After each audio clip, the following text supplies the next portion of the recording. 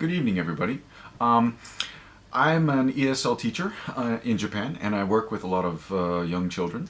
And I've had some good success with the work that I've done, and I want to give you a great lesson, first lesson that you can do for any children, pretty much between the ages of 3 and 6. And so here goes.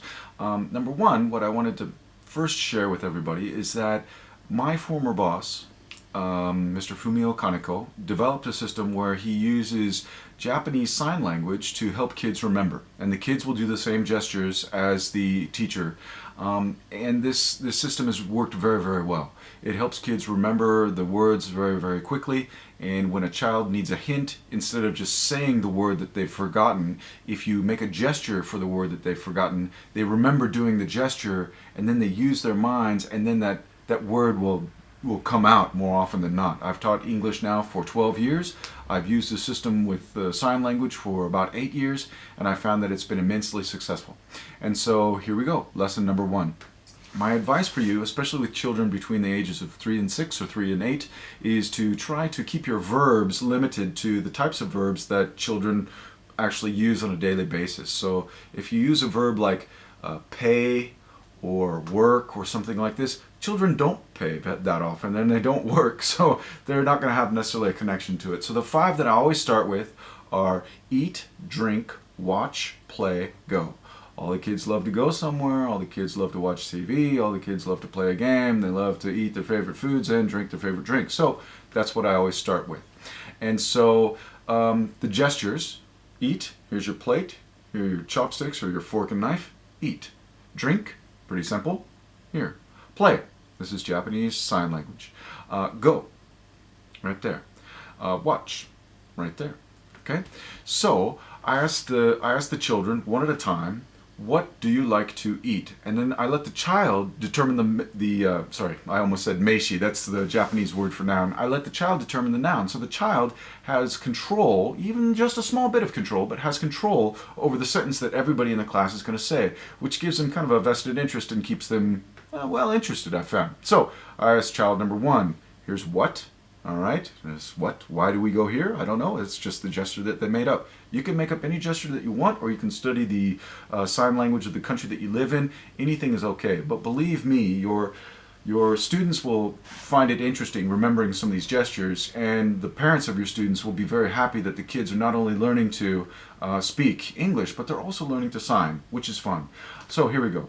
I asked student number 1, what do you want to eat? And the child says pizza. Okay, great. Everybody, what do you want to eat? And then the answer, I want to eat pizza. And we go to child number 2. What do you want to eat? He says pasta. Fine. I want to eat pasta. And you just rotate this through the whole class so everybody gets their chance and everybody has control.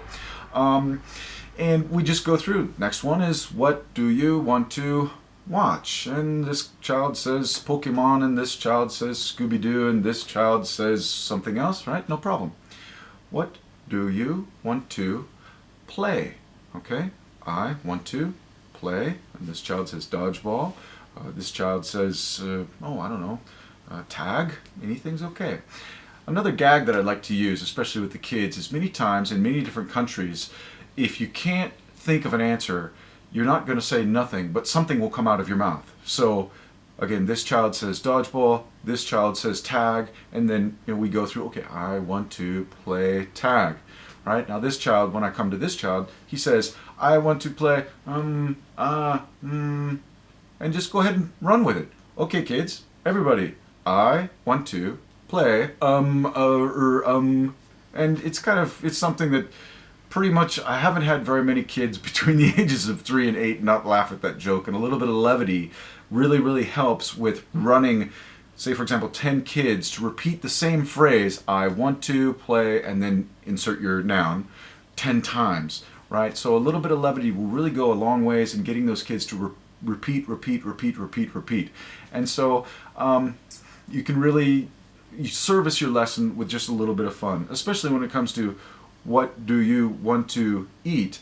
Always when it comes to me, I love to just make up something crazy. I love to eat grasshopper spaghetti, or I love to eat, for example, ladybug crushed ice, or something like this. For some reason, bugs are funny for kids, and so when the kids are starting to kind of come down in terms of their interest in the lesson, always just throw bugs on any type of food item, and it just seems to work. All right. The next thing that I'd like to say is when it comes to working with these first 5 verbs, all right, eat, drink, play, go, watch, what I'd love to do is come back to it the next week. And so maybe I can't do what do you want to eat every single week. That's no problem. This week, it's what do you want to eat, drink, play, watch, or where do you want to go? And then the next week, it's what did you eat today? So now we're going to do the past tense of, again, watch, play, go, eat, drink. All right? Maybe the following week, what are you going to do? So what are you going to eat, right? This is I, this is I'm. So you just make a slight change in the gesture, anything you want, anything that works for you, anything that you can come up with. But just little kids have lots of energy. Keep them moving. Let them expend that energy so they're not thinking about I'm sitting in the same place for 40 minutes. They're actually moving around and using up some of that energy that normally they would be using, punching the next kid next to them, or, getting antsy or what have you. All right, so one week it's what do you want to eat? Maybe do that for 2 weeks in a row. The next week it's what did you eat? All right, drink, play, right? So we do the same 5 verbs, just this time it's past tense. Then we do the same 5 verbs and it's future tense, all right? And so sticking to the same 5 verbs of the first 5-6 weeks is really, really good. Then you can give kids a test. For example, I teach in Japan. So, of course, after 12 years here, I speak Japanese. After 5-6 weeks, if you have, especially if you're working at a private school where kids are paying to come to you, like many ESL teachers are, it is amazing. Not only has the kid learned sign language, all right, which means I want to go to Tokyo. But now you can say to the child, okay, give me the present tense for eat, right? And you can say it, I say it in Japanese, the kids say it back to me in English. So I say taberu, and the child says eat. I say tabeta, and the child says ate. Ate. By the way, most of the gestures that I've developed when it comes to past tense, I always take it down. So this is watch, and this is watched, all right? This is, well, go is a little bit different. This is drink, and this is drunk, all right? So, but after 5-6 weeks, you can challenge the kids and say, okay, tell me, again, present tense, eat. Taberu, and the child says eat. And then I say tabeta, and the child says ate. And then I say tabeteru, and the child says eating. And your parents will be very, very happy with the progress. Again, sticking with 5 verbs so they can get some real core mastery of just 5 verbs. Then after that, once they've got that, fine, throw in some different ones, all right? Throw in see. Throw in get, all right? Throw in whatever you think is going to be something that your children are going to have a connection with. At any rate, that's my first English lesson that I recommend for new teachers. Please click share, favorite, and please give me comments because this is the first video I've made on this subject. And well, basically just I've been a successful teacher and I know how hard it is to come up with new lesson ideas. And I'm just trying to help out. So at any rate, see you next time. Thanks for your time and good luck with your teaching.